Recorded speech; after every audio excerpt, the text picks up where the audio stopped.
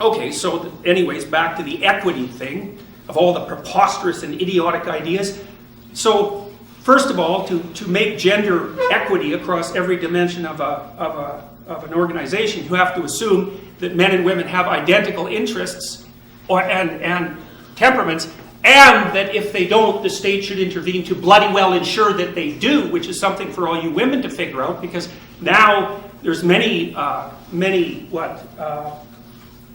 positions in society that women preferentially occupy. So what are you going to do about that?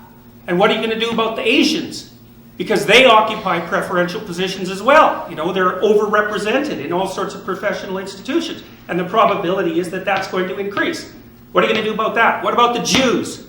What are you going to do about them? Because they're in the same position as the Asians.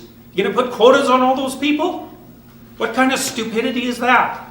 And then it's worse too, because let's say you equalize women, and just for the sake of argument, across all these different dimensions of society. Well, then what are you going to do?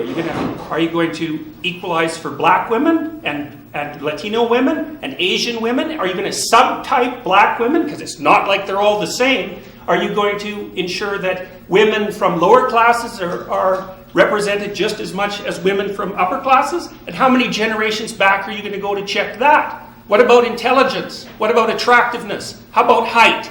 How about weight? So the problem with the fractionation by group identity is that it's endless. There's no way of ensuring equality across groups because there's an infinite number of groups. You can fragment group identity all the way down to the level of the individual, which is exactly what you should do, which is what we already did in the West. We figured, well, the ultimate diverse population is a population of individuals, so you let the individuals sort it out. No, we're going to replace that with group.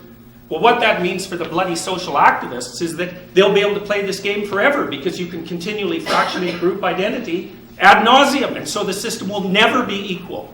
And you can bloody well be sure that as we implement social policy to make sure that all outcomes are equal, that the amount of space that you personally are going to have to maneuver in is going to shrink and shrink and shrink and shrink. We've already seen that happen in many societies.